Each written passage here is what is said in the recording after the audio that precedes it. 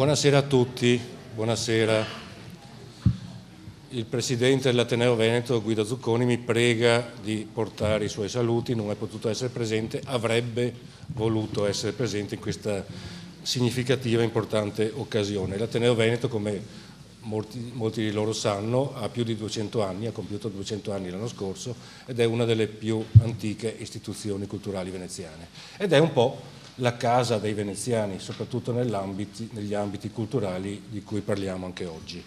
E oggi abbiamo il piacere di presentare come Ateneo questo volume curato e scritto dai fratelli Giorgio e Maurizio Crovato. Giorgio è socio ordinario e ha ricoperto a suo tempo già cariche nell'Ateneo da molti anni.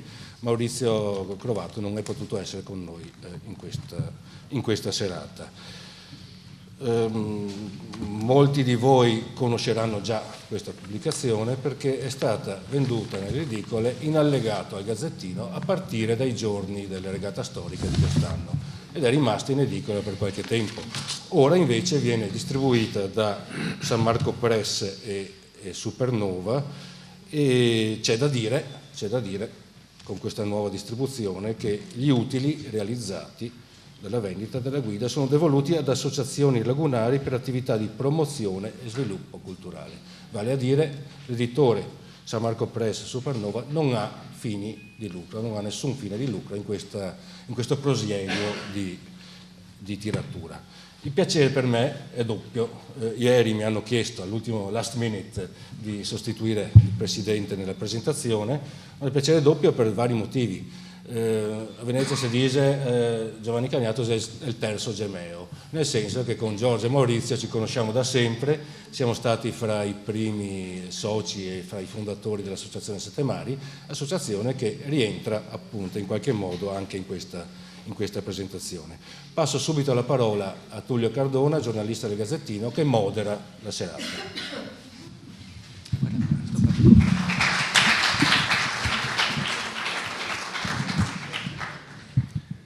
Bene, allora ringraziamo Giovanni Cagnato e ringraziamo tutti voi che avete voluto oggi partecipare a questo incontro. C'è una domanda fondamentale che si fa sempre all'inizio e che io ho fatto a Giorgio quando mi hanno chiesto di moderare questo incontro. Perché? Qual è il fine? E credo che il fine principale sia quello di unire determinati settori che sono i veri attori della voga, dell'andar per acqua col remo.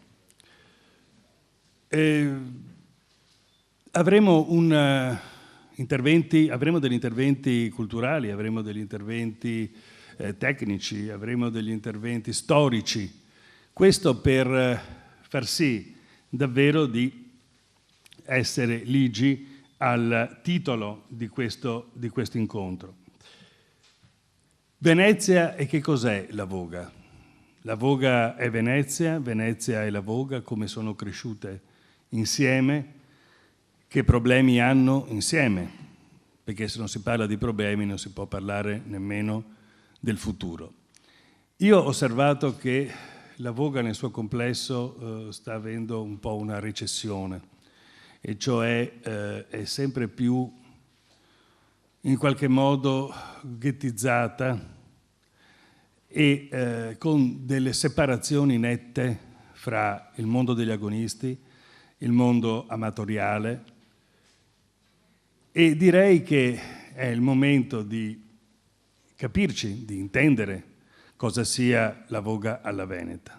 In secondo luogo, di creare delle sinergie affinché questa tradizione, che è la più antica tradizione presente e operante a Venezia, nata con Venezia perché è chiaro che ha rappresentato la mobilità e quindi l'accessibilità alle isole, a tutto ciò che è laguna, e quindi chiederci cosa sia, chiederci dove sta andando, attraverso vari codici, io li chiamerei espressivi. Quindi sia la parte storica, ripeto, sia la parte tecnica, sia anche un divertimento musicale che questa sera avremo.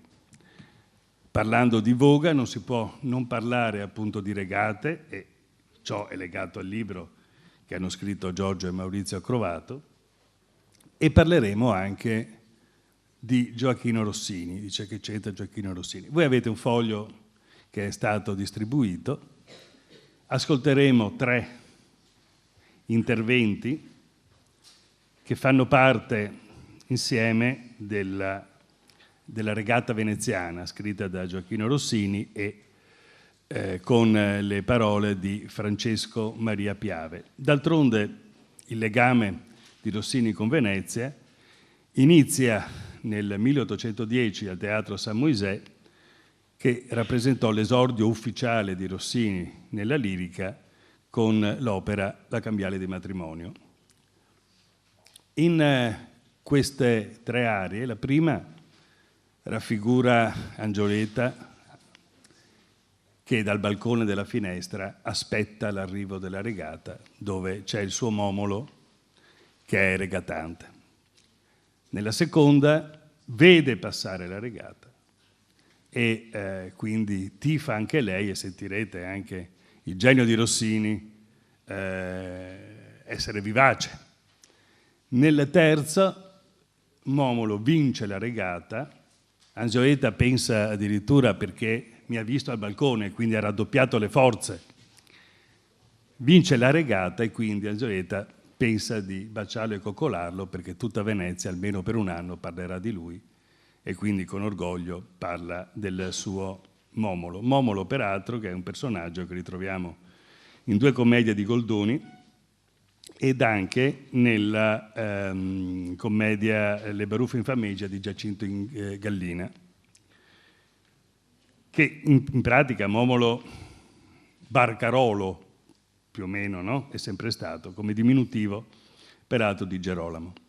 Vi faccio presente queste bellissime labiali che si ritrovano nella una delle frasi musicate, no? In poppa Momolo. Su 3 parole ci sono 4 labiali che danno una musicalità meravigliosa che sentirete. Cominciamo quindi questo incontro come una regata. Regatiamo anche noi, aspettiamo che arrivi la regata, grazie al soprano Marina Bontempelli, accompagnata al pianoforte dal maestro Giovanni Ferrari.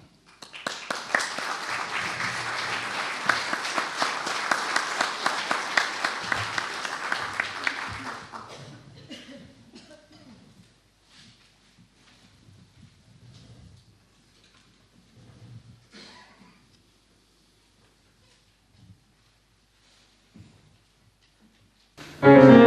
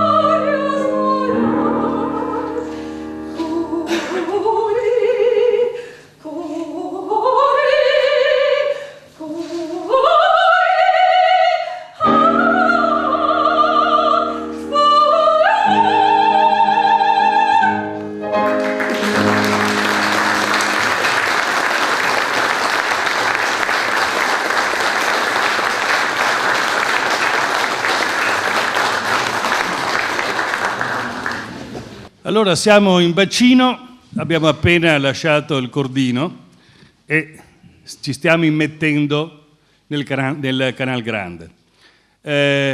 Questa entrata la affidiamo al professor Marco Fincardi, che preghiamo di sedersi qui accanto a noi, docente all'Università di Ca' Foscari, ci introdurrà proprio nell'aspetto storico e ci parlerà di riti moderni sull'acqua, le trasformazioni di feste e tempo libero nella laguna di Venezia.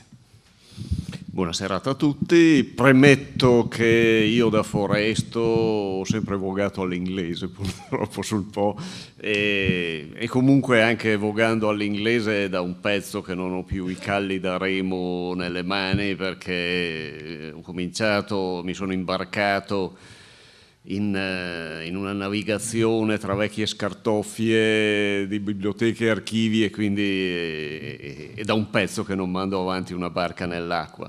Però sento molto il tema, perché è una cosa che mi ha a lungo emozionato, quello dell'andare remando con la propria forza. Ecco, ma arrivando a Venezia ho subito la percezione di qualcosa di particolare, che ovviamente è qualcosa che tutti hanno e che hanno avuto sicuramente i fondatori di questa città, che l'hanno costruita sull'acqua, perché l'acqua poteva dare una rifrazione a tutta la luminosità, alle immagini, e quindi faceva da specchio a qualunque cosa, rendeva ogni gesto solenne, come rendeva solenne qualsiasi costruzione che potesse esserci sull'acqua. Quindi la città in sé, ma anche tutti i suoi dintorni, si prestano scenograficamente proprio a presentare come una solennità qualsiasi cosa ci si muova su queste acque. Ecco, questa è la particolarità di Venezia, e nei secoli il fatto che dal carnevale a ogni altro tipo di ritualità, le ritualità che si tenevano in questa città non erano fatte solo per far incontrare e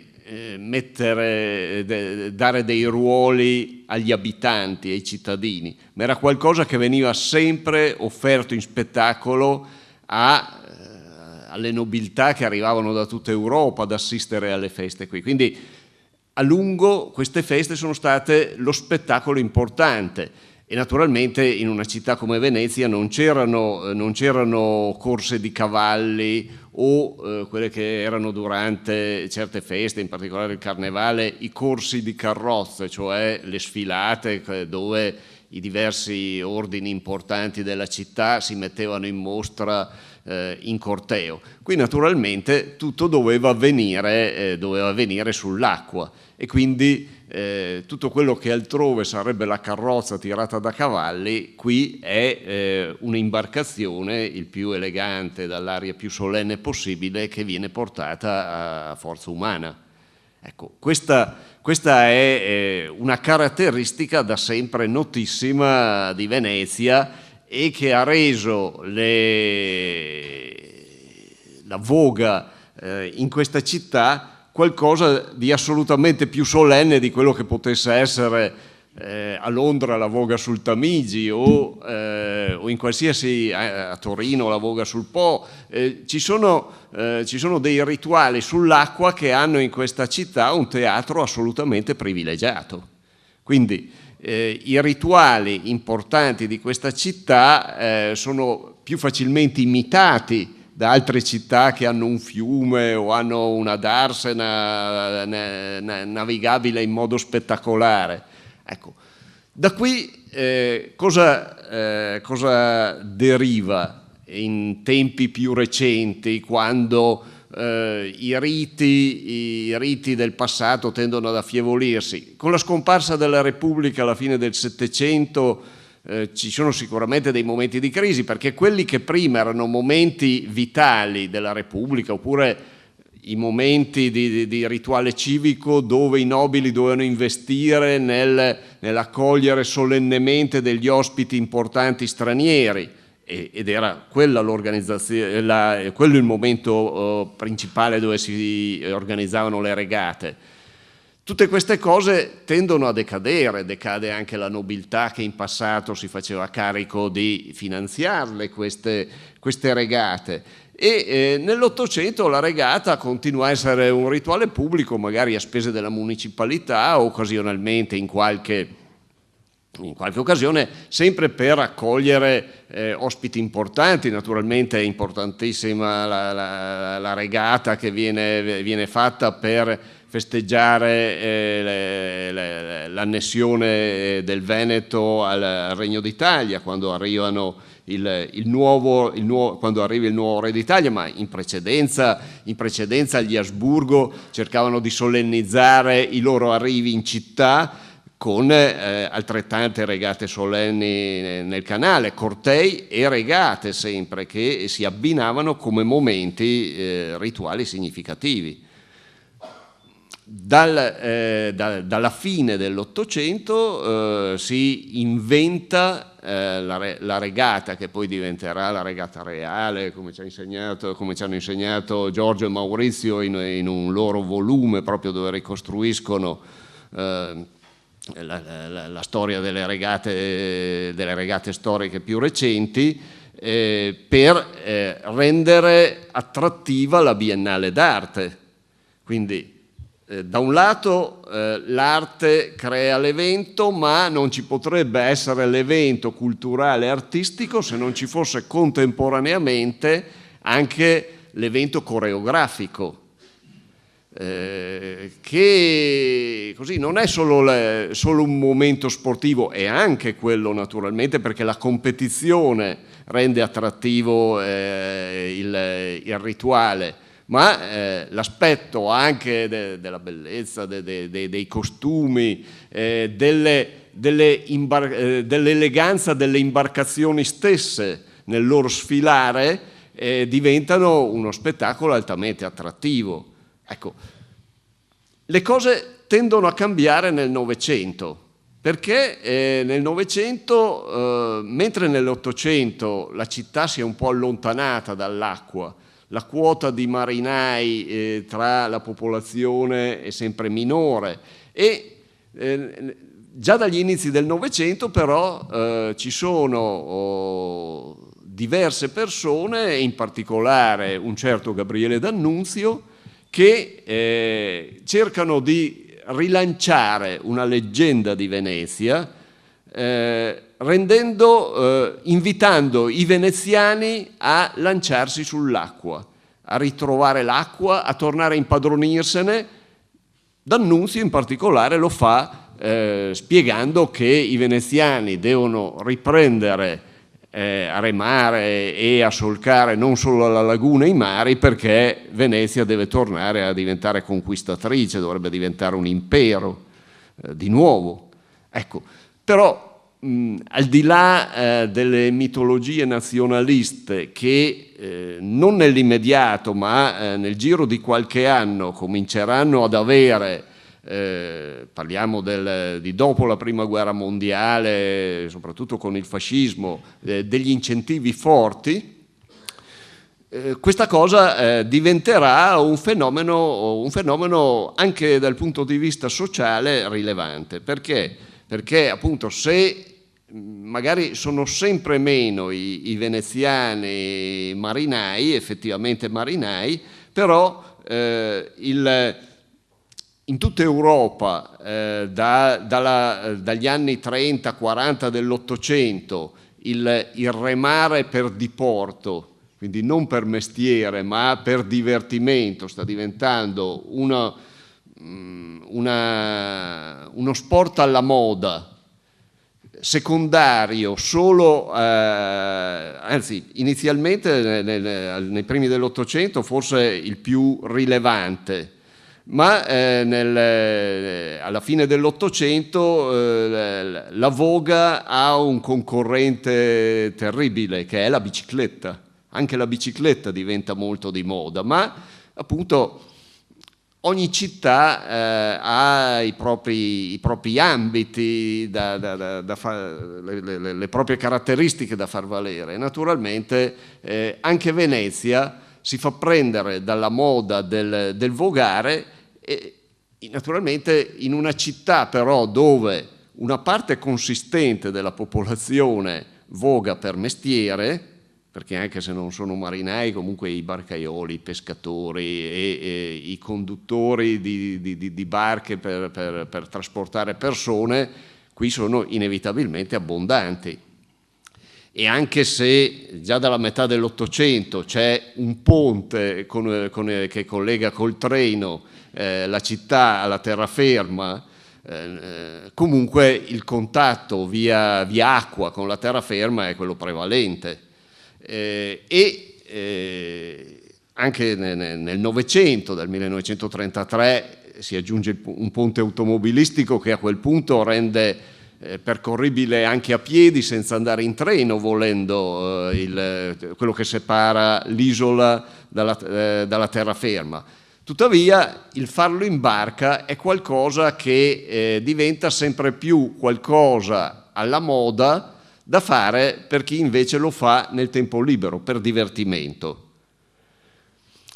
E questo diventa molto rilevante, soprattutto, dicevo, dagli anni '20, quando si cerca di lanciare, le autorità di epoca fascista lo fanno metodicamente, l'immagine di una città che riesce a far valere la propria immagine anche con dei veri e propri rituali coreografici che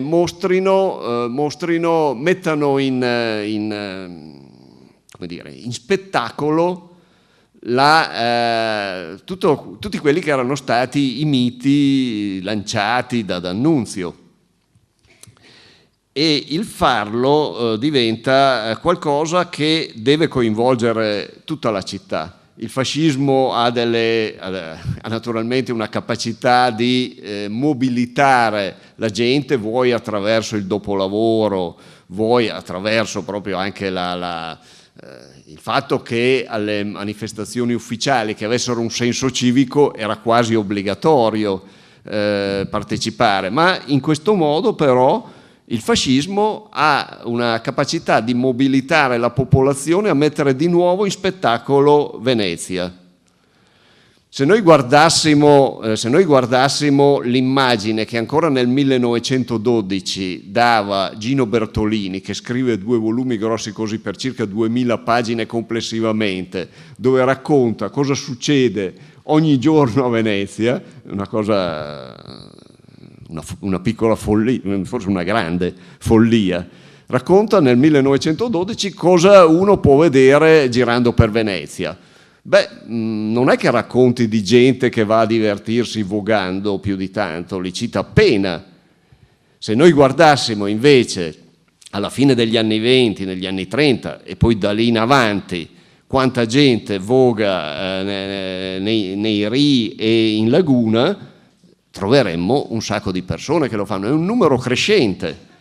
Cosa è cambiato di questo riscoprire l'acqua dei veneziani?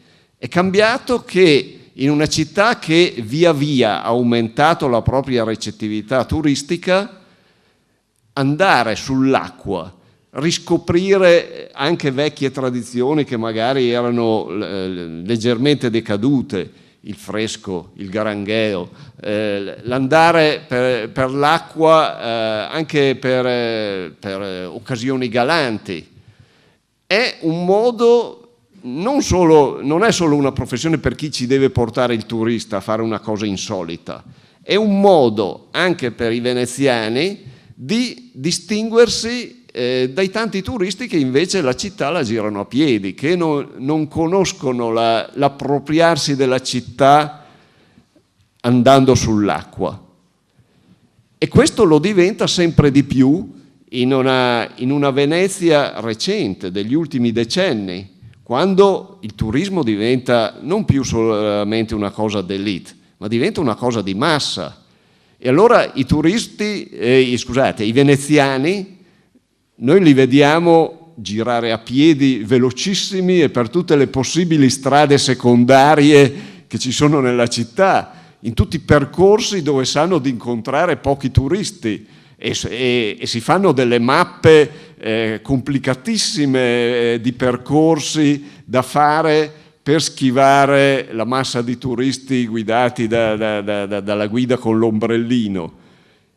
L'altro percorso che i veneziani invece conoscono è quello di sapersi muovere anche attraverso le acque, non solo attraverso il vaporetto, anche con la barca naturalmente a motore piuttosto che portata col remo. Eppure appunto questo sapere andare per l'acqua e soprattutto avere i propri momenti in cui trovarsi anche sull'acqua, fare addirittura dell'acqua non soltanto una via, un percorso, ma avere anche una socialità sull'acqua, avere le feste.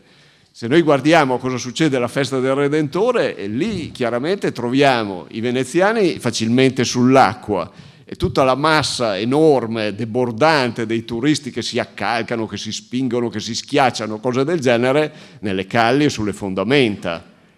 Ecco, è un modo di rimarcare un'identità, ci dicono Giorgio e Maurizio qui nella presentazione di questo repertorio di regate. Lo dicono magari riferito a età antiche, quando viene fondata la città, ma ci dicono che sono fin dall'inizio rituali che mettono in evidenza la conferma della propria autonomia rispetto alla terraferma. Beh, se questo è stato valido quando la città è stata fondata, io credo che lo sia tanto più oggi. Grazie. Vieni qui. Allora, Marco, io ti ho sentito parlare di ritualità, di scenografia, di sport, di tradizione, un po' la voga, l'andar per acqua e tutto questo. Hai parlato anche di coreografia, mi è venuto in mente che se noi togliamo il sonoro, mettiamo una musica e vediamo passare la regata, ci sono proprio i regatanti che sembrano dei danzatori con delle movenze stilistiche del corpo che sono meravigliose da vedere. Approfitto per farti questa domanda. Tu hai parlato di una separatezza anche identitaria fra il veneziano, che nell'acqua trova il suo modo di essere, e invece dall'altra parte il turista. Ma in una visione di azienda Venezia, azienda nel senso proprio di risorsa economica, tu come vedresti invece un'offerta al turista di provare a vogare, di far parte di questo popolo dell'acqua, entrare a far parte di questa nostra tradizione? Ma io credo che la parte più consistente del turismo che invade Venezia, che spinge anche i veneziani a cercare sempre percorsi alternativi a quelli principali, dove c'è l'assedio della presenza di questa massa, sia un turismo che è un turismo di pochi momenti, che viene o in giornata o sta 2 o 3 giorni, non di più. Credo invece che ci siano tanti foresti come me che si innamorano di Venezia, che hanno invece un lungo rapporto con Venezia, ma che possono essere anche gli studenti, possono essere anche italiani e tanti stranieri, perché no, che attraverso proprio lo scoprire l'acqua hanno un percorso, come si potrebbe chiamare, di venezianizzazione. Ci sono tanti che proprio scoprendo l'acqua in qualche modo hanno un proprio modo di integrarsi nella città, di entrarne in qualche modo a farne parte, di mostrare di averne scoperto il segreto. e credo, e ne vedo tanti, magari francesi, britannici, tedeschi, che ci tengono naturalmente a vogare alla veneta, mica all'inglese. E questo è un modo proprio di mostrare di aver colto i segreti, di aver scoperto i percorsi per inserirsi in questa città, diventare accettati e in qualche modo anche di imparare a padroneggiarla. Grazie mille a Marco Fincardi, casomai dopo, se abbiamo altre curiosità te le chiederemo immediatamente. Giorgio, siamo arrivati a Rialto più o meno? Sì. Siamo a Rialto, siamo arrivati quasi a Rialto. Allora, Anzoletta al balcone sta guardando passare il suo momolo la guarda e raddoppia le forze per vincere la competizione. Marina Bontempelli e maestro Giorgio Ferrari. Adesso, e noi ci auguriamo di farvi arrivare attraverso il genio musicale così la tensione dell'agonismo di questi regatanti che incalzano il ritmo della premuta, giusto? Della premata.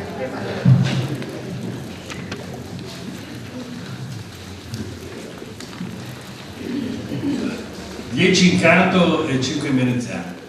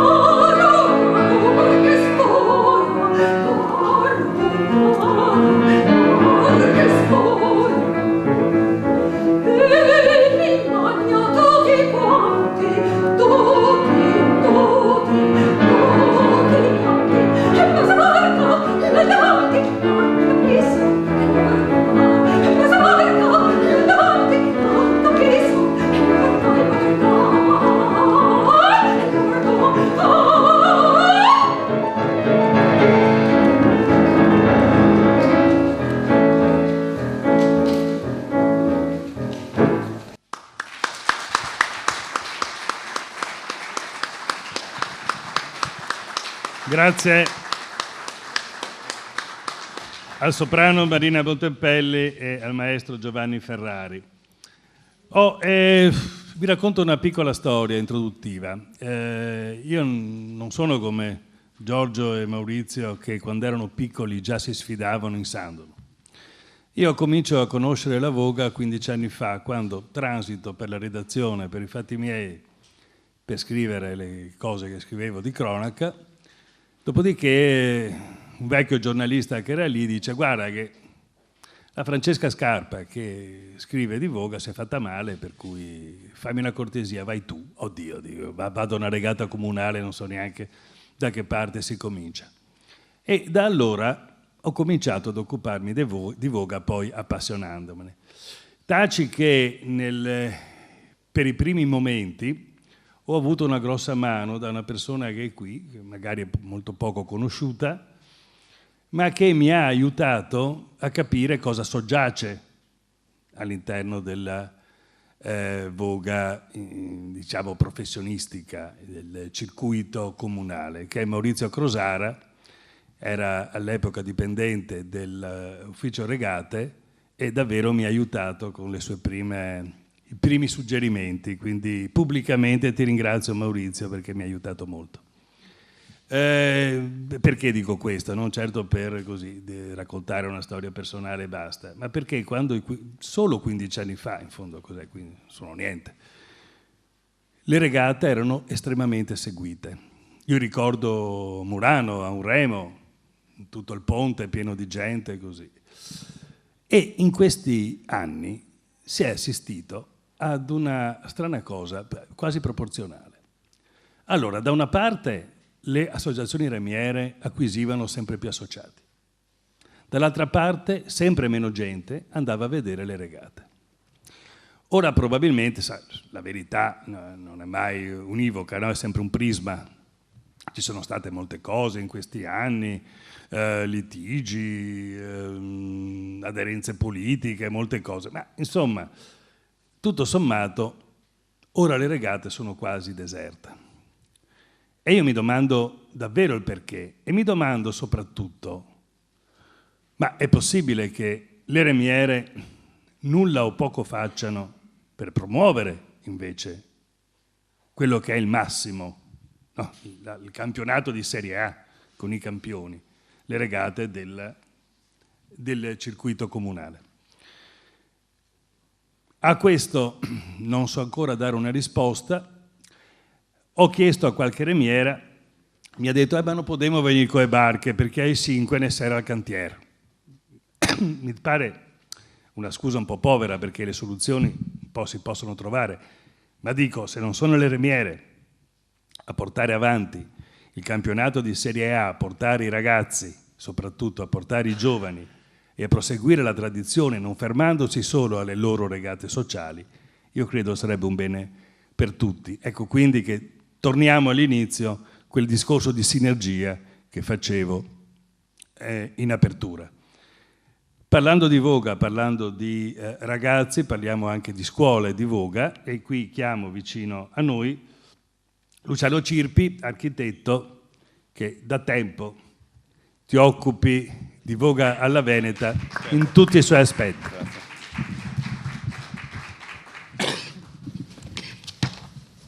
È vero quello che hai detto, c'è una disaffezione alla presenza, alla partecipazione durante la regata storica ed è un grande peccato perché io inviterei veramente tutti a guardare la regata storica anziché da una finestra o da un rio, nel senso messi sulle rive da una barca, perché è un'altra storia. La Voga Veneta Lido invece questa abitudine ce l'ha, è una società che io rappresento, ha questa abitudine da tempo e noi siamo sempre presenti sul Canal Grande con 5, 6, 7 barche piene di gente, con ospiti, con amici, gente occasionali. È un grande momento perché tutto quel discorso che ha fatto anche prima Marco succede proprio in quei momenti perché la gente che è sulle rive, che si puntili, che ti vede, che stai gozzovigliando con una bottiglia di vino, con qualche cosa che è dentro la cambusa della tua barca, viene dai soci delle remiere condiviso con la gente che ci arriva ed è un momento di festa che si allarga proprio a macchia d'olio anche con quelli che sono vicini. Ci sono dei momenti veramente interessanti durante la giornata e anche se è vero che chiudono il canale, noi arriviamo, siamo al Lido, quindi torniamo alle 9 e devo dire che è una giornata, partiamo a mezzogiorno, torniamo alle 9, stiamo tutto il giorno in barca e con grande soddisfazione da parte di tutti. Ma non era questo che volevo dire.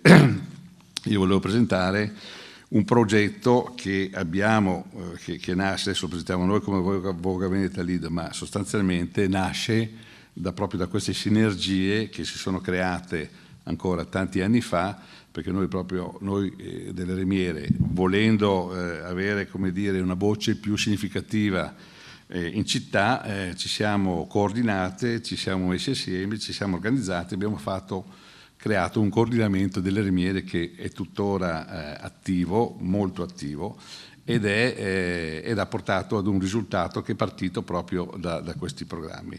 Noi, quando abbiamo fatto questo coordinamento delle remiere, abbiamo lo statuto la diffusione e il consolidamento della cultura e dell'abitudine della voga veneta.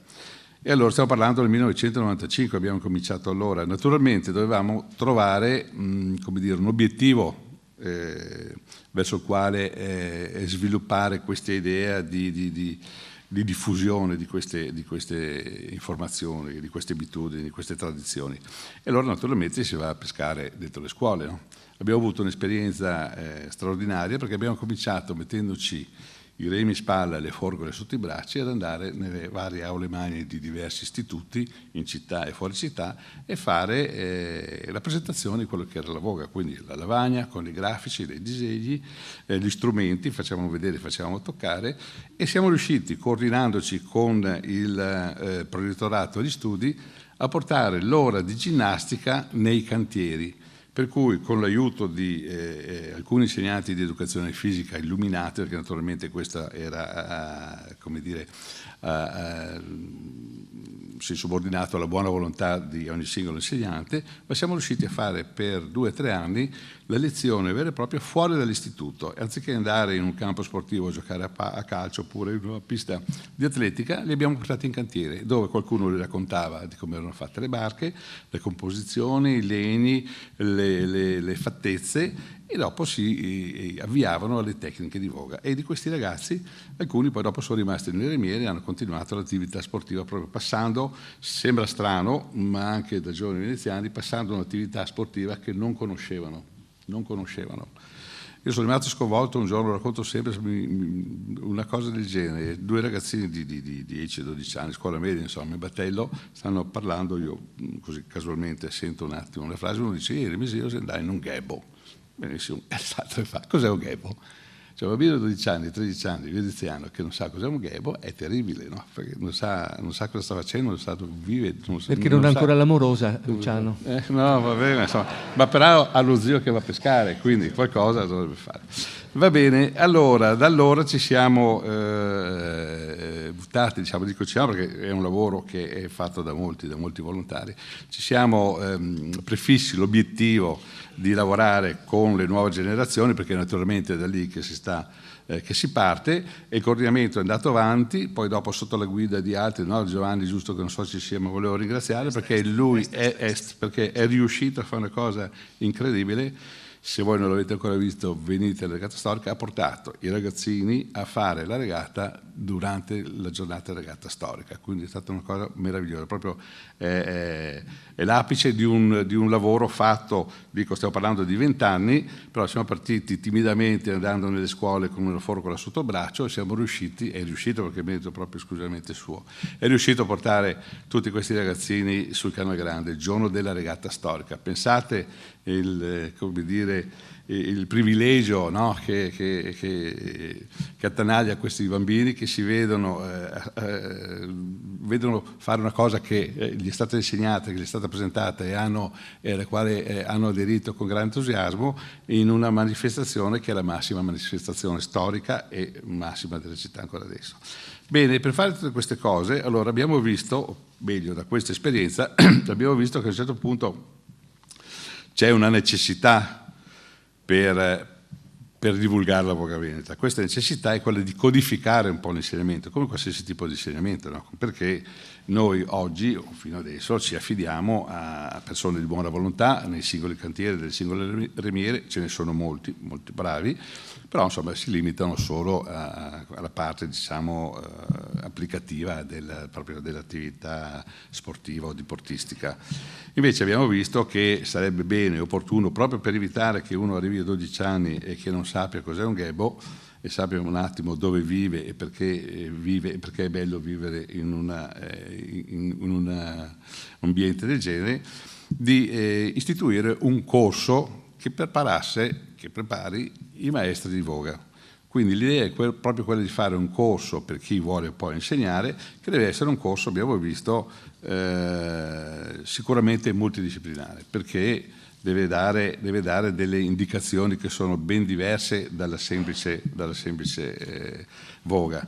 Quindi noi abbiamo fatto già una prova, la Voga Veneta Lido, abbiamo fatto un manuale, fatto sull'esperienza che è questo, un manuale multidisciplinare con l'aiuto di tanti soci, naturalmente come sempre succede nelle Riviere, molto qualificati e molto entusiasti, per cui il programma del corso, tanto per darvi un'idea, ha una parte di storia dove raccontiamo perché i Veneti sono i Veneti dei bei cavalli, quindi le origini della civiltà, no? La contaminazione lagunare, un po' di geologia, sapere cos'è la laguna, l'evoluzione morfologica della laguna, un po' di meteorologia, i venti, le maree, i fenomeni atmosferici, perché se voi ascoltate gli uomini di barca sono un po' come i cacciatori, no? Uno dice che viene di là, uno dice che viene dall'altra parte, forse è meglio che chiariamo le idee un pochino a tutti.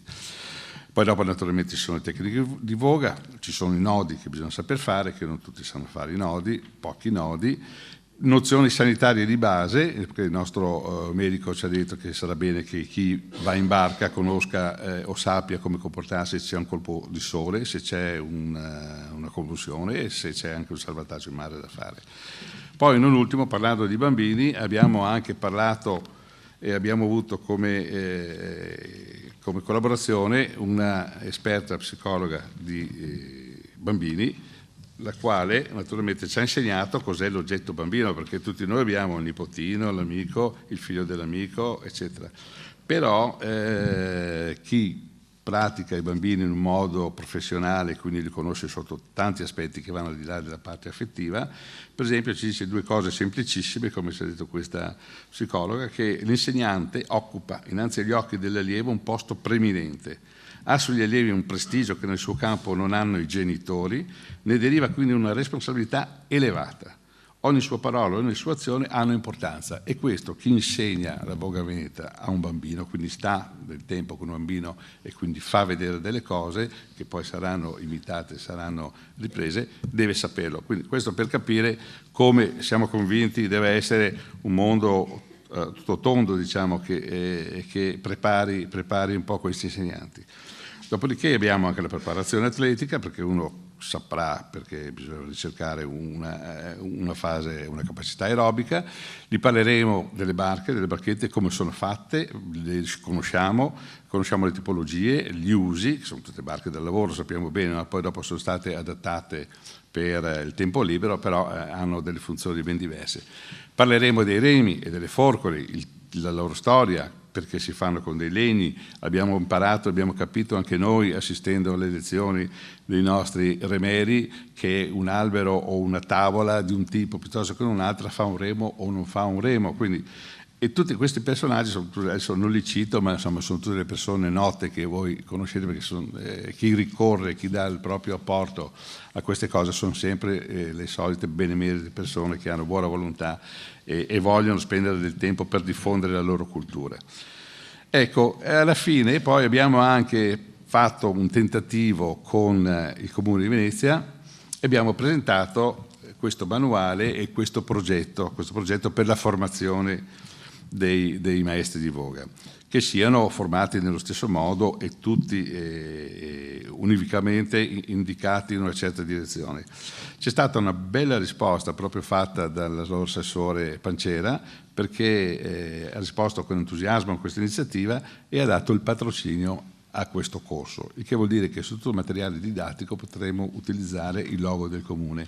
Quindi è già una qualificazione, perché vuol dire che la città, anche la parte politica, la parte gestionale della città, aderisce a questa iniziativa e ha capito e ha voglia che questa è una strada per poter sviluppare proprio la società, perché quello che manca un po' a Venezia, parlando di tutti questi turisti che arrivano e che se ne vanno, è proprio proprio il tessuto sociale, no? Io trovo, quindi bisogna ricrearlo, e nelle remiere c'è un tessuto sociale molto forte. Con il coordinamento abbiamo cercato di fare socializzare questi tessuti sociali molto forti, che in realtà erano tante piccole enclave, però insomma abbiamo visto che c'è Luciano, stato... visto che siamo, scusami se ti interrompo maleducatamente, ma è il mio ruolo, dai, certo. Andiamo verso la conclusione, ti Sì. faccio una domanda dove poi... Sì, era un po' cattiva. Sì, dimmi. Colui che vince la regata storica è di per sé stesso un insegnante? Allora, chi vince no, però chi fa, cioè non è detto, perché tante sono le motivazioni per cui uno vince, tante possono esserci anche dei casi, però sicuramente chi fa la parte sportiva così portata, diciamo, ai massimi livelli, allo spasimo, ha avuto tutta una serie di passaggi, di esperienze in modo molto rapido perché questa gente sono paragonabili a atleti olimpici, i nostri campioni della storica. Questi vogano tutti i giorni, 365 giorni nell'anno, pioggia, vento, tempesta, vogano sempre. Per arrivare a quei livelli bisogna solo fare queste cose. Noi siamo dei domenicali, quindi quello che loro imparano in un anno noi lo impariamo in 10 anni. Poi sono diventati professionisti, hanno anche un controllo alimentare, un controllo perché sono degli atleti, fisioterapico, sono degli atleti veri e propri. A tutto tondo, certo. Noi nel corso abbiamo previsto questa fase teorica, che è quello che avevo detto, che sono le multidiscipline, per poter dare un'informazione abbastanza che abbia un peso. Però evidentemente c'è anche una verifica sulle capacità della voga, e abbiamo pensato a una terna composta da un campione della voga che ha accettato in carica, non di quelli passati, a cui diamo tutti i tributi, però vogliamo lavorare con il presente, anche perché sono giovani con i giovani, quindi è bene fare vedere i giovani. E poi abbiamo scelto per questo primo corso 2 insegnanti delle remiere, di 2 remiere diverse, che negli ultimi 20 anni non hanno fatto nient'altro che sfornare tutti i nuovi, quindi hanno un'esperienza acquisita. Questi saranno quelli che decideranno che cosa deve saper fare un maestro di voga e che gli faranno fare delle prove pratiche e diranno va bene oppure torni a settembre. Grazie mille. Grazie Luciano. Allora, Luciano Cirpi ci ha parlato di lezione dei remeri, e quindi meglio di Saverio Pastor, che chiamo qui, nessun altro ci può parlare. Grazie. Ed ecco un'altra faccia della voga, fa tradizione, cultura, sport, un'altra faccia che è la faccia dell'artigianato, di ciò che rappresenta l'artigianato. E Saverio ci parlerà degli antichi mestieri, della canteristica, un presidio per la nostra civiltà d'acqua. Buonasera, aiuto. Già ci desfa l'Ateneo Veneto. A proposito, mai in 200 anni qui in questa sala si è parlato di voga, quindi questa nella storia dell'Ateneo Veneto è la prima volta che si parla di voga. Grazie. E quindi ne siete tutti interpreti. Ecco, mi piacerebbe conoscere... Devi stare attento però, perché Niccolò Tomaseo, quando ha parlato della rivoluzione nel 1847, il giorno dopo, sai che l'hanno arrestato. Sì. Pertanto, parlando di storia, allora bisogna stare molto attenti. Comunque, mi fa piacere che adesso parli Saverio Pastor, perché è facile parlare di voga e di artigianato, ma Saverio è uno dei ragazzi della nostra generazione che all'epoca, dove si imponeva al figlio l'università, il posto sicuro, eccetera, lui ha avuto il coraggio, da ragazzino, di andare dal maestro Carli a imparare questo mestiere. E dobbiamo a lui se la tradizione con grande successo continua. Grazie Saverio. Grazie, è troppo onore. Sì. Grazie. Cioè, mi rendo conto della responsabilità che mi sono assunto già 39 anni fa. Però appunto vorrei mettere il dito sull'aspetto strutturale della voga.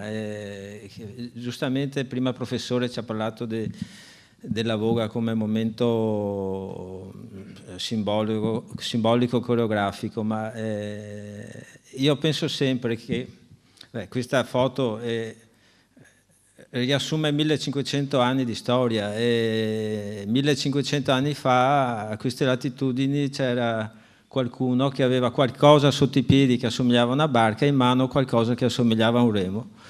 E questi oggetti da subito sono stati costruiti da qualcuno che a quel momento si è inventato un mestiere e poi lo ha perfezionato. E questi artigiani si sono confrontati tra di loro, si sono dati delle regole, le regole le hanno scritte su dei libri chiamati Mariegole.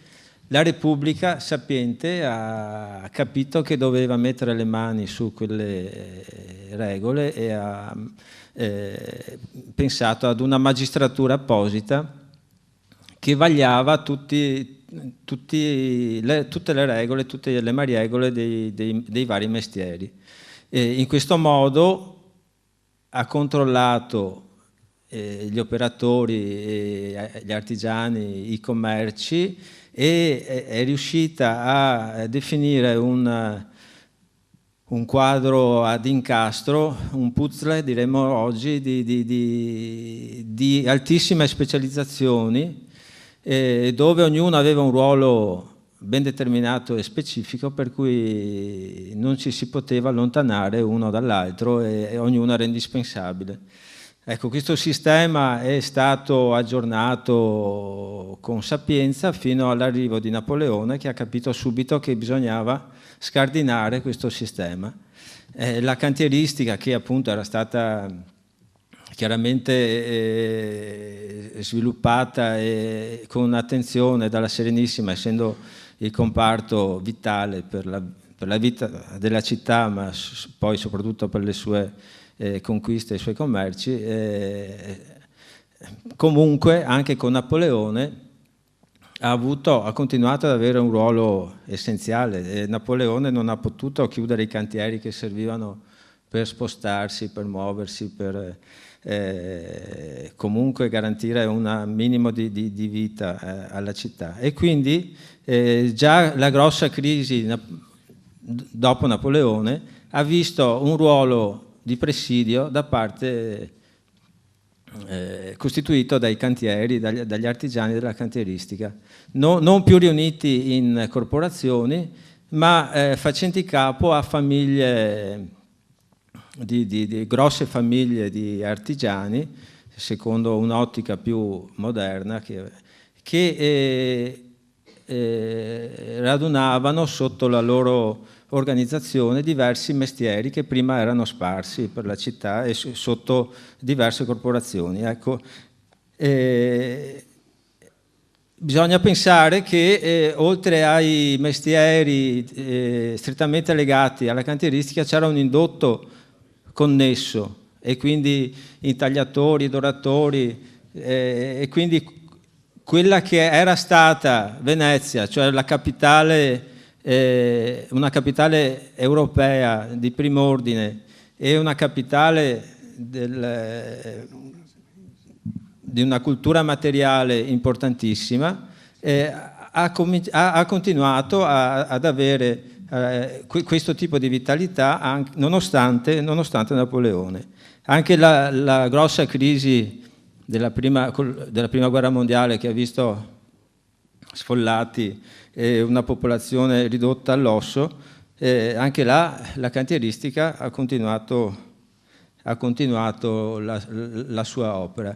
Ecco, e se avete presente tutti qua, avrete senz'altro presente l'iconografia veneziana, dai quadri del Carpaccio ai fotografi ottocenteschi fino alla metà del Novecento, e avrete sicuramente presente la miriade di magnifiche barche e navigli lì rappresentati. Io resto sempre stupito dalla qualità di quei manufatti, soprattutto nelle foto dell'Ottocento, quando la miseria era tangibile.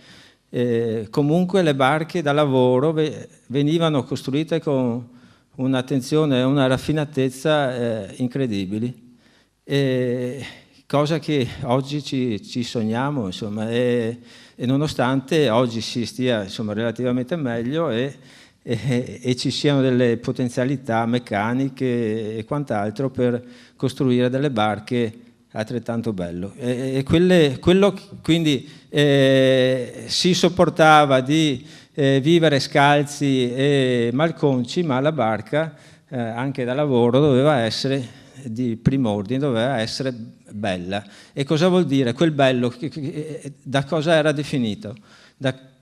Perché si è arrivati a una sensibilità così raffinata, ma soprattutto diffusa? Perché dietro a quegli sguardi c'erano 1000 anni di storia, 1500 anni di storia, che hanno abituato il veneziano a percepire la barca come casa, come elemento fondamentale, utile, ma comunque bello, costruito su principi fondamentali e sani.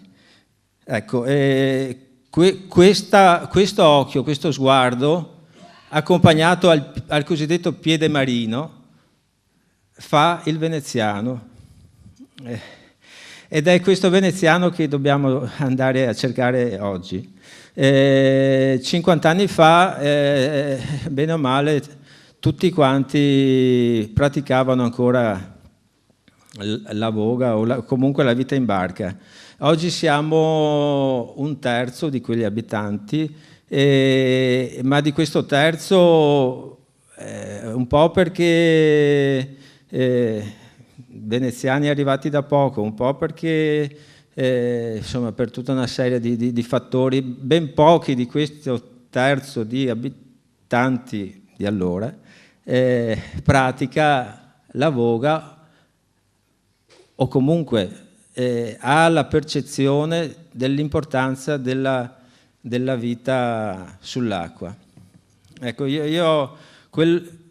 quindi se la cantieristica e quindi i mestieri legati alla gondola, quindi squararoli, remeri, fravi, fondidori, intagliatori, doradori, sarti, caegheri, insomma hanno fatto la storia, hanno saputo essere presidio nei momenti di crisi. Oggi la difficoltà è maggiore perché manca il rapporto con il veneziano marino, cioè il veneziano marinaro, il veneziano con quel tipo di gusto e di sensazione, di percezione. Quindi è questo di cui abbiamo bisogno.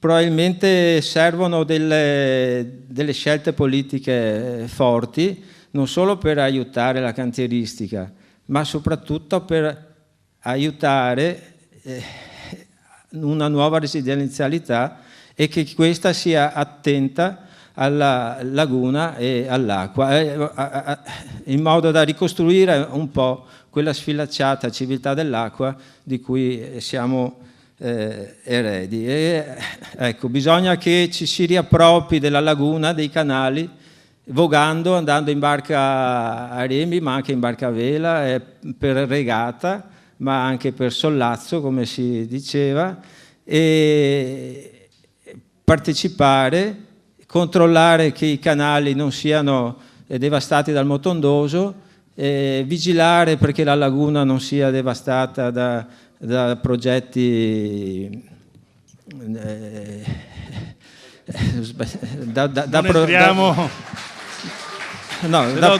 dobbiamo fare un secondo incontro. Da progetti non condivisibili, ecco, direi questo. Saverio, sta qua e ti faccio una domanda un momento. Io penso che sicuramente dobbiamo molto alla Vogalonga. La Vogalonga, e qui abbiamo uno dei fondatori, Duilio Stiger, che è qui con noi. Ecco, ma la Vogalonga politicamente è pericolosissima, perché la Vogalonga ha dimostrato che non sono i soldi che fanno le idee, e più ci sono i soldi e più c'è l'idea vincente. No, è l'idea vincente che la Vogalonga non ha un soldo pubblico, ed è proprio la Vogalonga che invece ha portato una nuova dignità a vari settori. E questo me lo insegnava il maestro Agostino Amadi, che vedo là in fondo, presente anche lui. Il maestro Agostino mi diceva prima, essere un cantiere, uno squero, era un diminutivo. Hai ridotto la tua camera come uno squero. Hanno fatto di una piazza come fosse uno squero. In realtà dopo la Vogalonga tutti hanno avuto molto onore. Sono cominciate ad arrivare alle televisioni, scusate, dopo le prime edizioni, andavano per cantieri, facevano i documentari, trattavano finalmente lo squararolo come un artigiano, come deve essere un artigiano. Però ascoltami Saverio, tu nel titolo del tuo intervento hai messo il termine presidio, artigianato come presidio di venezianità del lavoro della città.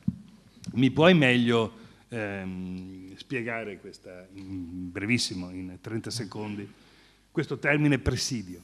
Sì,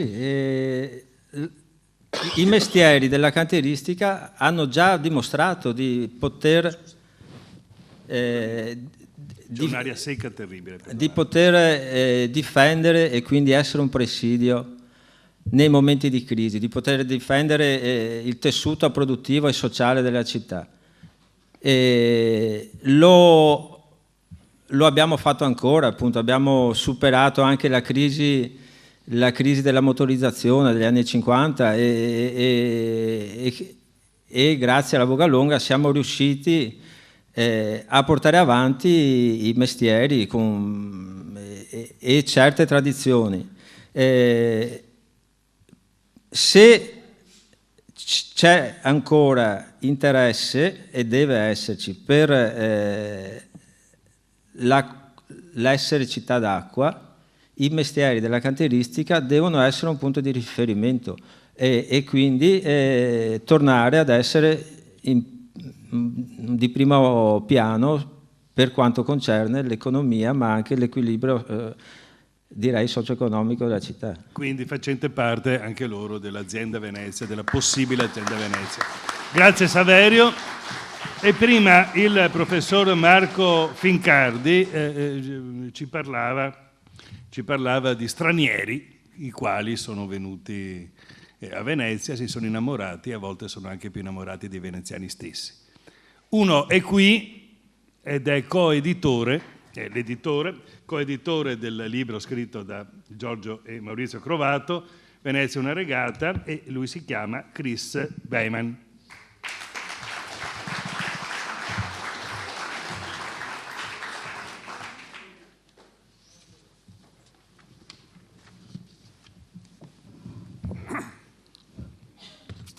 Come Marco, io sono proprio un foresto, sono fuori del foresta. Non si sente, guarda che assolutamente non si nota. E questo devo dire perché è ispirato da mia moglie. Mi scuso per il mio italiano, che come dice mia moglie, è una battaglia persa, ma spero che sia comprensibile. Sono molto fiero di essere l'editore con Giovanni Di Stefano di Supernova di questo libro. Una guida così completa e di facile uso che mancava nel Veneto. Tutti quelli che hanno collaborato, Gemelli Crovato, Tiziano Scarpa, Maria Giagnola per i disegni, Chiara Curto, i numerosi fotografi, Beto Borsetti per l'editing e stasera i musicisti hanno lavorato gratis, niente, perché gli utili di questo libro andranno alla promozione della Voga. A Londra, in una giornata invernale nel 1832, il famoso giornale The Times annunciava: nebbia nella Manica, il continente è isolato. Non la Gran Bretagna, ma il continente isolata. E forse, Tullio, si può dire la stessa per Venezia. Nebbia in laguna, terraferma, isolato. Questo titolo del Times ci dice tanto della mentalità di una nazione e ci fa capire, inoltre, quanto importante fosse il mare per quello che doveva diventare il più grande impero del XIX secolo. Come ha fatto un piccolo isola nel nord-ovest dell'Europa a diventare così importante? La padronanza dei mari e il forte spirito commerciale hanno portato alla grande espansione marittima e alla creazione di un fiorentissimo commercio. Più di 600 anni prima ci fu un precedente. Un piccolo isola al nord dell'Adriatico riuscì a creare un potente impero marittimo, Venezia. Nel caso di Venezia, il fatto che sia sulla laguna e sul mare e che abbia sempre avuto ambizione commerciale furono forse determinanti alla sua crescita. Come lo storico americano Frederick Lane ha spiegato nel suo libro su Venezia, ci sono sempre state grandi somiglianze fra i due grandi imperi marittimi. Sembra che l'acqua è proprio nel DNA di queste due isole. Entrambi hanno rappresentato e rappresentano simboli e modelli di civiltà e cultura. E per fortuna in questo mondo globalizzato si corrono ancora le regate, con un modo di vogare originale che rimane una parte forte della cultura veneziana. È curioso che i veneziani definiscono voga all'inglese il canottaggio e ovviamente noi inglesi chiamano voga alla veneziana la voga in piedi. Mi piace il fatto che per la gara noi inglesi usiamo la parola regata con 2 T che deriva dal veneziano. Un piccolo osservazione però mi sia concessa, che non esiste un museo che celebra la voga e le barche di legno per promuovere questo aspetto della cultura di Venezia, come esiste in altre grandi città del mondo. Forse ci sarà un spazio nell'arsenale?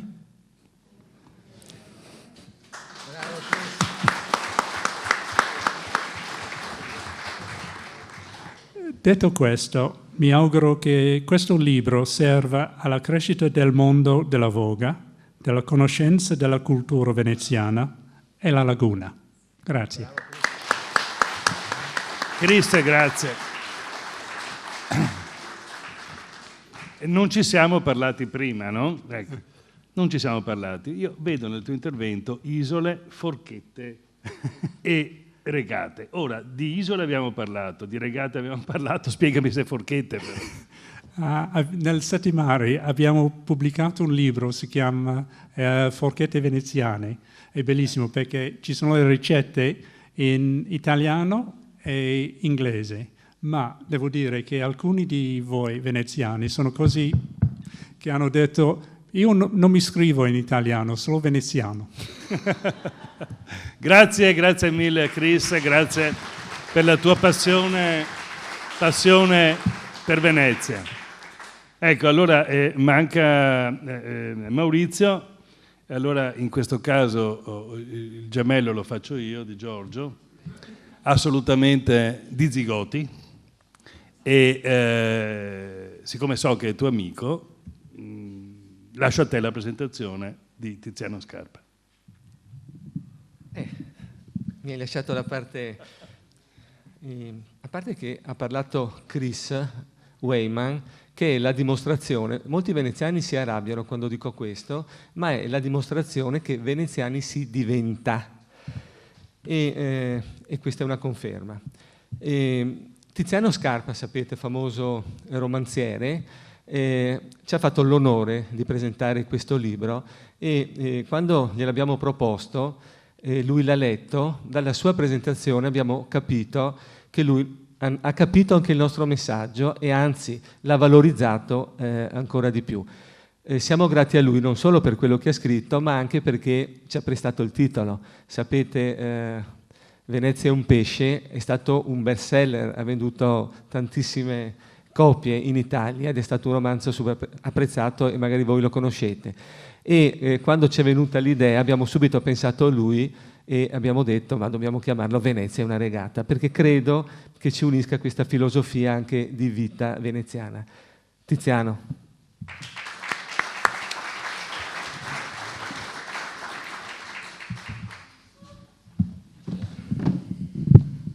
Grazie Giorgio, è un po' tardi, quindi io dirò 2 parole e peraltro non potrei assolutamente avere la competenza di chi ha parlato prima di me e quindi non sarebbe proprio il caso, mi sentirei un impostore.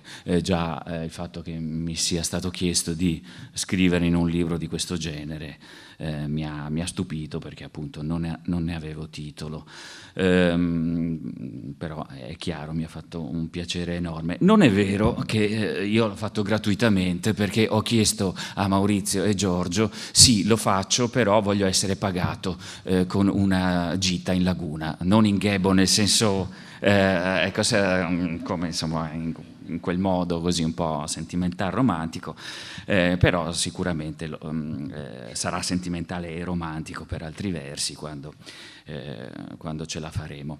Ecco, voi immaginate la bellezza e la pregnanza, l'intensità anche illustrativa, di sapere, conoscitiva, di essere portati in laguna dai gemelli Crovato, cosa chiedere di più? Quindi 2 parole veramente, ecco, è un gesto strano, meraviglioso, esotico, ecco, quello del vogare, e a volte le cose si capiscono, come ci hanno insegnato i filosofi, insomma, diciamolo senza paura di essere altisonanti, ecco, da Hegel fino a McLuhan, le cose si capiscono quando sono sorpassate, cioè quando c'è qualcosa di, soprattutto tecnologicamente, che rende un'attività, un mezzo, uno strumento obsoleto, perché naturalmente abbiamo i motori, eccetera. Quindi adesso siamo in grado anche di godere di più. È un paradosso della voga, perché capiamo cos'è, mentre chi la usava strumentalmente non la vedeva, non la comprendeva nella sua essenza strutturale, come ha detto Saverio Pastor prima. Non se ne accorgeva. Ecco, noi abbiamo questa possibilità di goderne perché ce ne accorgiamo. Non è uno strumento, ma è uno scopo anche in sé. È un'attività che non si fa solo per andare fino a lì, no? Per attraversare la laguna o per andare al Lido, come ancora raccontavano appunto, no? I prima evocati D'Annunzio e poi naturalmente Thomas Mann, o Gallina stesso, che racconta appunto Giacinto Gallina, le rivolte dei gondolieri contro l'arrivo dei vaporetti, ma si va. Perché si va in gondola, perché si va in barca a vogare? Per andare in gondola e per andare a vogare, cioè non solo per raggiungere un luogo, ma per vivere l'esperienza stessa della voga, di questo gesto che è fossile, ma noi viviamo molte cose fossili, come, che so io, i formaggi, la pasta asciutta sono escogitazioni fossili dei tempi pre-frigorifero, però ancora no, viviamo anche esperienze alimentari che perpetuiamo, quindi è come se vivessimo dentro un etimo, è come se vivessimo l'esperienza etimologica, fossile, archeologica, che però è ancora viva. E quindi per questo non è un caso che questa attività, questo gesto fossile lo capiscano i forestieri. A me non piace insomma chiamare la parola foresti, perché poi i veneziani non è che poi la usino così tanto, non c'è questa percezione del foreste, insomma anche questa è una cosa un po' vecchia, non è vero che noi vediamo gli altri come foresti, forse le generazioni prima della mia, ma insomma però appunto chi lo capisce di più è proprio chi oggettiva questa cosa, chi la vive come esotica, strana, ecco, e quindi probabilmente possiamo contare su questo, sul contagio di questo esotismo. Ce l'ha fatta lo judo, no? a una cosa assolutamente esotica, strana, molto peculiare, a contagiare. Quindi probabilmente, chi lo sa, forse un giorno non si vogherà più a Venezia, ma si vogherà all'estero. Fu una tragedia nazionale quando non mi ricordo a quale Olimpiade, un judoka, o non so se si dica così, perdonate, olandese mi pare, vinse una medaglia olimpica, no? Il Giappone fece lutto. Ecco, io magari, perché era la prima volta che non vinse i giapponesi non vinsero tutte le medaglie, oro, argento e bronzo, di tutte le discipline, ecco, delle gare olimpiche del judo. E io mi auguro appunto che la voga veneziana si estingua allo stesso modo, non nel senso si estingua naturalmente, ma vinca così, cioè perda, perché per contagio magari un giorno, no, i migliori vogatori siano, che so io, dei cileni o dei siberiani, no? Ecco, e quindi che ci sia questa ulteriore esotizzazione della voga. E poi non dimentichiamo, con questo finisco, come vedete era solo così un saluto e fare una festa a questo libro bellissimo, che secondo me va letto anche perché è proprio un viaggio, è un time lapse l'ho chiamato, perché parte dalla prima regata che si fa alla Befana fino a quella natalizia, e tu lo leggi e in mente, sapete cos'è un time lapse, no? Quando si fa un montaggio veloce di una quantità di tempo riassunta in un minuto, quindi tu hai velocemente ti immagini tutti questi tipi di vogatori di tutte le età, spesso con costumi diversi, con regole diverse, con percorsi diversi, che con la foschia, con la nebbia, con le correnti di vario tipo, con vari paesaggi, a varie ore del giorno e della notte, vestiti in vario modo, attraversano tutta la laguna, e ti immagini queste luci, queste lucori, questi tramonti e queste notti, tutte percorse con questo gesto di tutti i vogatori. Quindi non è solo un dizionario, enciclopedia, repertorio, ma si può leggere proprio narrativamente, si attraversa tutto l'anno con tutte le luci e tutte le correnti e tutti i riflessi e gli specchi della città e della laguna. Poi, ultima cosa, abbiamo sentito questi bellissimi pezzi di Rossini che ci parlano anche di due aspetti, anche questi fossili ma non tanto, che non vivono forse più tanto i veneziani, ma anche questo gli stranieri. Ecco, da un lato appunto questa ambivalenza delle imbarcazioni usate con questo gesto.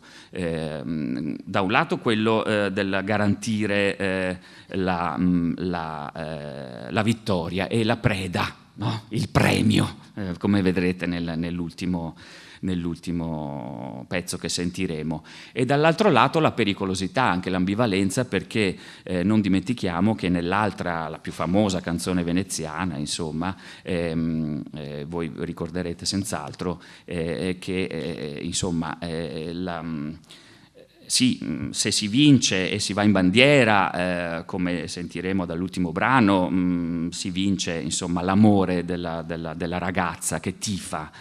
Però chi porta in gondola le biondine rischia anche che queste, dall'enorme bellezza di questo gesto fossile, però ancora, ecco, rischiano di farle addormentare, no? Perché, come sapete, dal piacere alla poveretta, dal piacere... No, è assai in botta, cioè debotto, cioè di colpo è caduta in una specie di coma così estatico, ecco, e quindi esattamente il contrario dello scopo dell'andare in ghebo, ecco.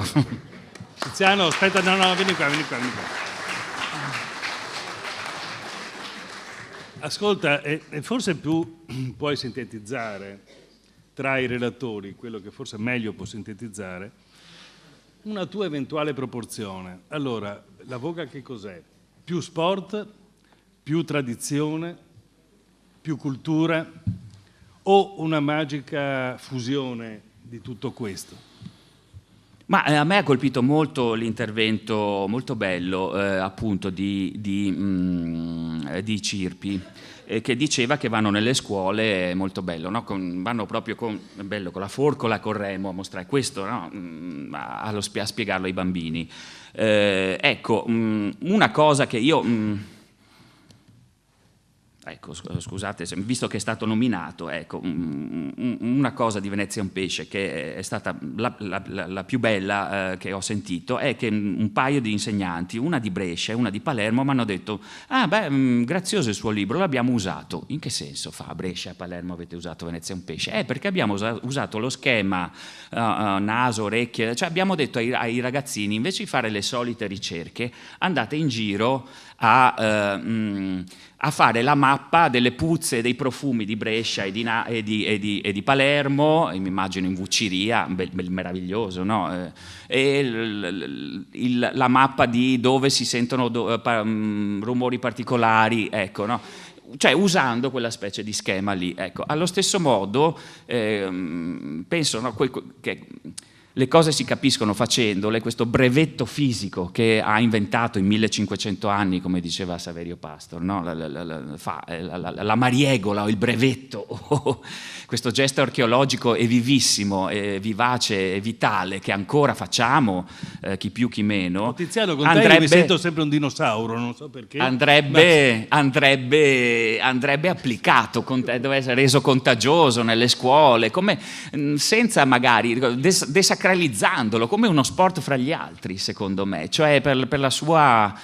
come si fa appunto basket, come si fa, non so, Pilates, adesso non so cosa si fa fare ai bimbi, no?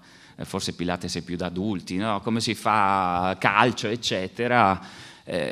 Sì, io credo questo, ecco. Io lo vedrei più, andrebbe così, senza adesso ti insegno la sacra tradizione veneziana. No, adesso ti insegno una cosa divertente che c'è, no, l'abbiamo a disposizione, che dovrebbe, credo, anche affascinare e contagiare, chissà, anche gli altri specchi d'acqua, darsene, fiumi, certo. Laghi artificiali che esistono per il mondo e magari, chi lo sa, disciplina olimpica, ecco, no? Certo. Beh, grazie mille Tiziano. Allora, io non so se abbiamo vinto con questo incontro la regata, so che però la nostra regata è giunta a conclusione. Quindi...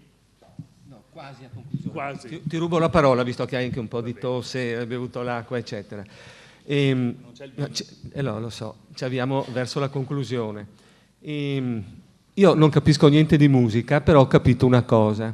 Ho capito a parte la bravura del maestro Giovanni Ferrari e del soprano Marina Bontempelli, ho capito che Gioacchino Rossini aveva capito tutto, perché nella prima musica, Anzoeta avanti a regata, si percepisce quest'ansia, no? Questa ansia che la regata comincia, vediamo com'è la posizione, cioè, che è quella poi che anche noi, quando andiamo a vedere le regate, e si capisce che Gioacchino Rossini ha vissuto e ha visto la regata. Come... ma questo me l'ha spiegato Marina, è altrettanto vero che durante Anzoeta, durante la regata, Copassa e regata, si percepisce proprio anche nella scansione musicale, si percepisce proprio il ritmo, no? La falcata, la premata, come diceva Marina. Poi, e adesso però non svelo niente, nell'ultima musica addirittura l'aria cambia e se mi ricordo, perché io l'ho sentito, il ritmo è quello del valzer, che il valzer lento, comunque il valzer all'epoca, siamo nella prima metà dell'Ottocento, è qualcosa di trasgressivo e di peccaminoso, e non credo che è a Ciapassono, dove siamo qua, è Anzoeta, anzi credo sia... E adesso ascolteremo questa terza canzone e penso sia molto affettuosa nei confronti del momolo del suo regatante.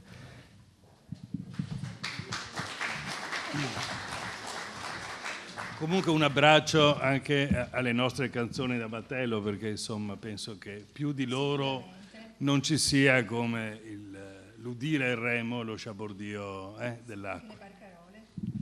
E le barcarole. Allora comunque la nostra storia ha naturalmente lieto fine E finalmente sentiamo l'orgoglio di Asoletta, che il suo momolo ha vinto la regata. Sentiremo il momento di riposo finalmente di questo atleta che è un eroe per l'Asoletta, e anche tutti questi baci. Sentirete proprio le onomatopee di questo ciappa un bacio, che è proprio lo schiocco che Asoletta fa col suo bacio sulle guance del suo amato amopolo.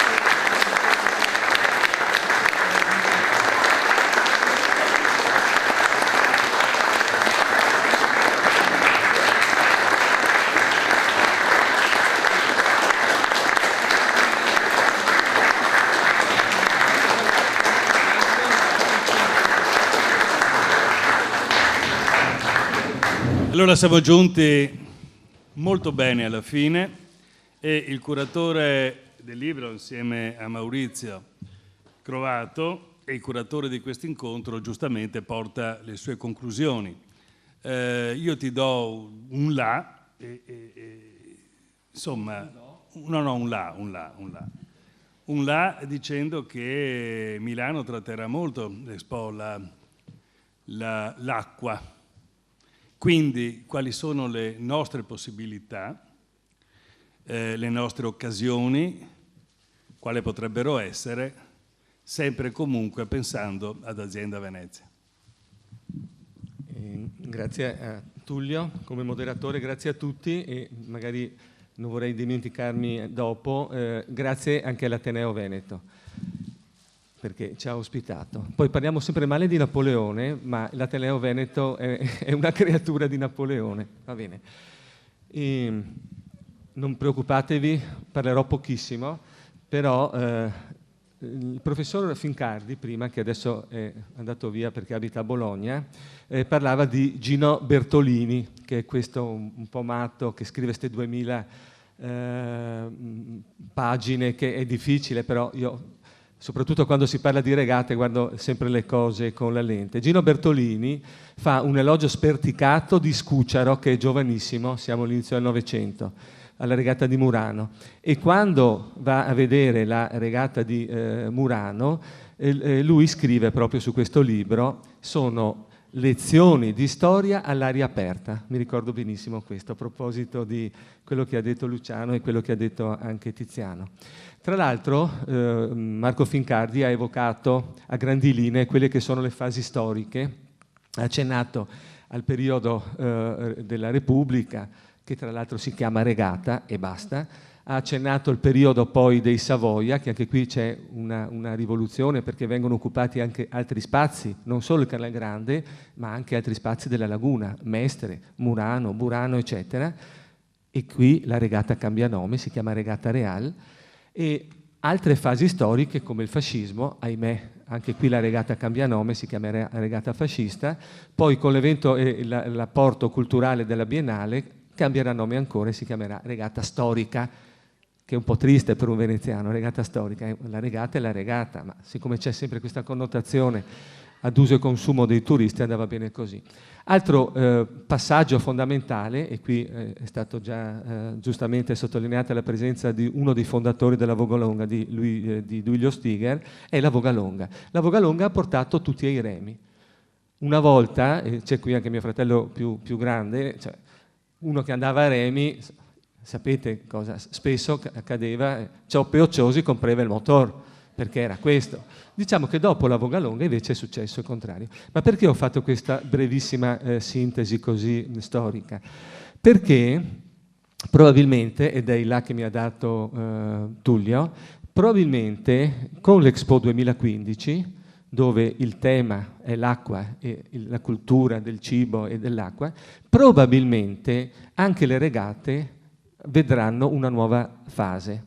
E questa guida da me e Maurizio è stata pensata anche perché l'anno scorso siamo andati alla Fondazione di Venezia. La Fondazione di Venezia fa un bellissimo report, questo è l'11° rapporto, dove analizza, ma veramente in maniera accademica, tutti gli eventi culturali che vengono fatti in città. È un lavoro bellissimo. Ci sono alcune regate, però non tutte, ed è questo che ci ha fatto scattare la molla per fare questo lavoro. La cosa curiosa, e forse ne è stato accennato anche prima, è che alcuni eventi vengono messi fra tradizioni veneziane, altri eventi vengono messi come eventi sportivi.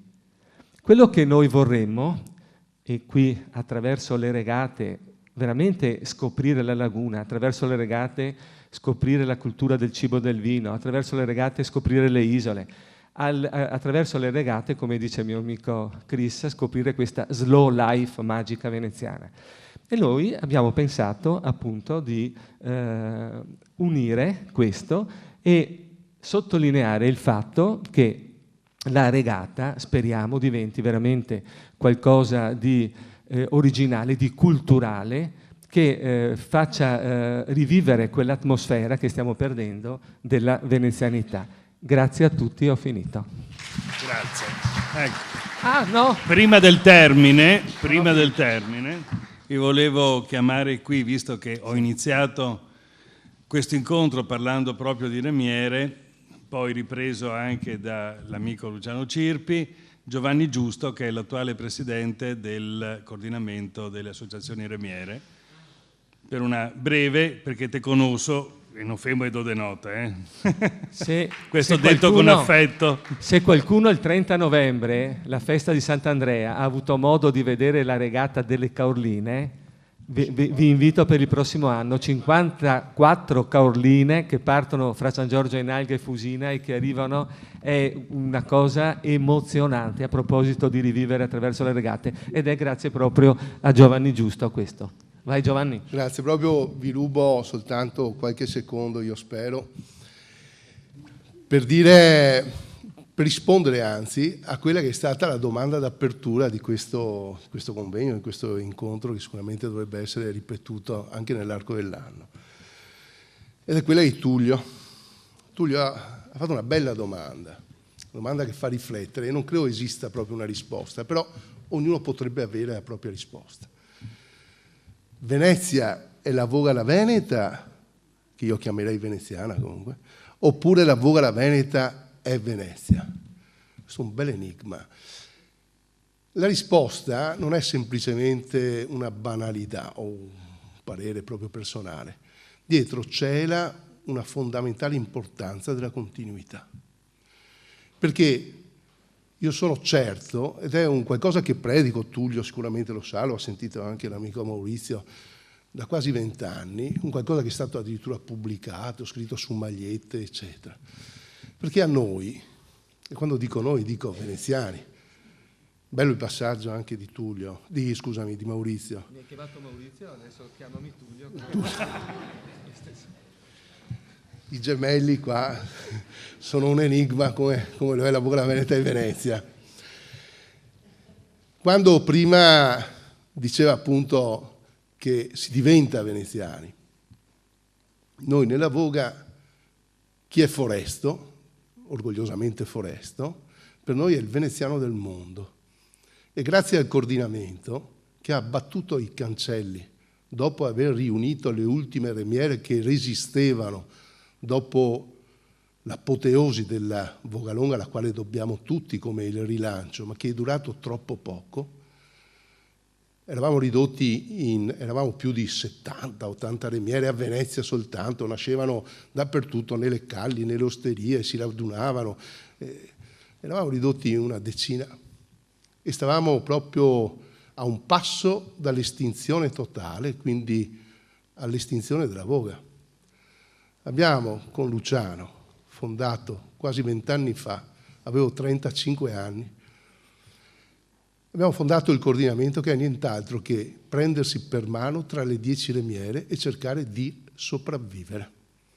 È stata un'idea formidabile e se oggi, e lo dico con orgoglio perché è la verità, e sfido chiunque, no Luciano, a dire il contrario, se esiste ancora la Voga Veneta è grazie a questa forza di unione degli ultimi 10 che erano rimasti. Oggi contiamo più di 100 associazioni remiere, quasi 30.000 praticanti, non soltanto a Venezia, ma in tutto il mondo. Abbiamo predicato, nel vero senso della parola, la Voga alla Veneta e grazie alla spavalderia, se vogliamo anche, di chi nella Voga alla veneziana sa di essere veneziano e che ha adottato, abbiamo contagiato e stiamo continuando a farlo un mondo intero. Si voga alla veneziana dappertutto, dappertutto. Abbiamo insegnato a vogare a chiunque che con grande entusiasmo, soprattutto a coloro che non appartengono a quello che per noi è una fondamentale radice, sono orgogliosi di replicarci e in punta di piedi si inseriscono. Noi abbiamo abbattuto quei cancelli che li tenevano distanti.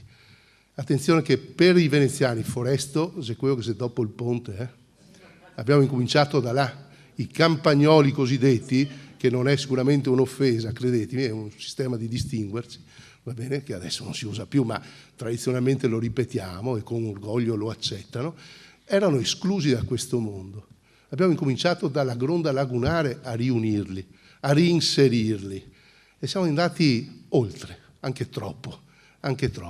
Però grazie al loro intervento oggi tutti vogano. Abbiamo associazioni remiere che arrivano da Torino a Pordenone e se ne è iscritta proprio una nel giorno della regata storica, quindi stiamo andando ad oltranza, che addirittura come sito è addirittura dopo oltre Roma, quindi abbiamo oltrepassato la mezzeria e lo stiamo continuando in Italia e questa è la vera forza. Quindi vado alla conclusione. Se oggi esiste ancora un'espressione veneziana, l'espressione veneziana è quella sull'acqua. Lo è perché sicuramente noi abbiamo abbandonato l'acqua e abbiamo guardato all'interno della terraferma, quella dell'isola. I nostri figli non si accorgevano più che esisteva l'acqua e quindi avevano perso l'orgoglio di appartenere a un qualcosa di unico. Erano più influenzati a diventare un qualcosa di comune, di uguale, di piatto e abbandonavano l'unicità. Andare a remi quindi vuol dire essere deterrente in una società che oggi non ha più forza perché non ha più voce. Del nostro ambiente chi voga ne è sicuramente il difensore. Siamo i controllori naturali del nostro grande, unico e formidabile ambiente. Pensa che, qua sarei molto severo, che le nostre sorti sono in mano a persone che di queste fondamentali radici non sanno nulla. Non ve ne sarete nemmeno accorti perché anche la stampa non ci aiuta in questo a volte, anche se qualcuno tenta. Ma per esempio per 2 volte hanno tirato 2 bordate a quello che è la cultura dell'andare per acqua, che non è a motore, perché Venezia è stata costruita per muoversi sull'acqua. Si tiene la destra o la sinistra a Venezia? Se noi guardiamo il regolamento, scusate, faccio un passaggio per farvi capire il significato di chi decide per noi, che ci sta estinguendo. A Venezia, sul regolamento di chi deve comunque studiarselo e poi navigare, c'è scritto che si tiene la sinistra. Nessuno a Venezia tiene la sinistra perché tutti viaggiano a destra, compreso le forze dell'ordine che dovrebbero tutelarci e far rispettare quella che è la regola. Chi va a sinistra sono soltanto le imbarcazioni a remi. Sapete perché? Perché se vanno a destra non hanno più lo spazio per il remo. Prima del fattaccio in comune è stata lanciata una delibera che tutti dovevano andare a destra, comprese le barche a remo. Quindi una gondola, per dirvi che è la barca più conosciuta, dovrebbe navigare senza avere l'acqua a disposizione per intingere il remo. Sì, parliamo con termini che sono adeguati a chi impone queste cose. Siamo riusciti a fermarla, ma quello che è più bello è che adesso è stata rilanciata ed è scandaloso. Abbiamo addirittura avuto quell'affronto così grosso e così inaccettabile di non essere nemmeno come veneziani dell'acqua, veneziani del remo, come veneziani, di essere quantomeno stati invitati a quel tavolo dove le categorie si sono riunite per decidere di cambiare e andare tutti a destra. I gondolieri si sono rivolti alle remiere, quindi si sono rivolti ai veneziani e ci hanno detto aiutateci perché noi siamo semplicemente una categoria e invece le remiere sono Venezia. E su questo io ve l'ho detto perché così fate e ponete attenzione. Saremmo già estinti grazie a questi cambiamenti che taglierebbero dalle radici quella che è la nostra continuità. Concludo soltanto semplicemente dicendo che se la voga continua, la continua grazie alle remiere. Non esisterebbero più le barche, scioponi, maciaree, scioponi, mascarette, saltafossi, battee a Codegambaro, caorline, tutte queste barche ci sono ancora perché esistono le remiere che le hanno. Perché Venezia, che è una città che comunque è nata e sorta dall'acqua e grazie alle barche ha sempre funzionato, non ha un museo della barca, quindi sarebbe estinto tutto. Ecco perché chi voga la veneziana è Venezia, perché continua, perché permette forzatamente con la sua presenza, il suo essere, il suo continuare, il suo esistere, permette la continuità di quella che non è una storia folcloristica, perché quando si parla di Voga non si deve pensare al folklore, si deve parlare a un sistema di vita che così è, obbligatoriamente è. Concludo dicendo quella famosa frase che non ho detto prima: a noi piace pensare, ecco perché chi voga è veneziano, che questo è un pensiero sicuramente abbastanza poetico che nulla a che vedere con quella che è poi la realtà studiata, no? Ma a noi piace pensare che chi ha raggiunto per primo queste zone, che all'epoca anzi erano sicuramente malsane, invivibili, e per questo abbiamo trovato rifugio, lo abbia fatto arrivato sulla gronda lagunare per scappare a chi lo inseguiva con il primo mezzo che ha trovato, che poteva essere un tronco, si è messo a cavalcioni e poi per avanzare ha recuperato un ramo e quello l'ha usato da remo. Abbiamo iniziato la nostra storia vogando ed è l'unica cosa che non abbiamo mai smesso di fare. Ecco perché vogare, essere vogatori di Voga alla veneziana, vuol dire essere non solo veneziani, ma essere Venezia. Grazie. Grazie a tutti, grazie a Giovanni di quest'ultimo intervento e un grazie a voi per la partecipazione. Grazie.